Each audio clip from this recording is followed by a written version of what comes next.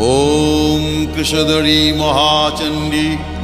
मुक्तकेशी वलिप्रिये कुलाचार प्रसन्यास्ये नमस्ते शङ्करप्रिये घोरदंष्ट्रे कोटराक्षी कीटी शब्दप्रसादिनी घोरघोररवस्फारे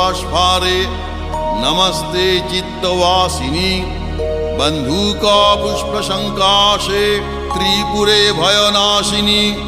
भाग्योदय समुत्पन्ने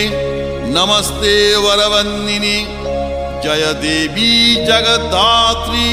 त्रिपुराद्ये त्रिदेवते भक्तेभ्य वरदे देवी महिषग्नि नमोस्तुते घोर विघ्न विनाशाय कुलाचार समृद्धये नमामि वरदे देवी मुंडमाला विभूषणे रक्तधा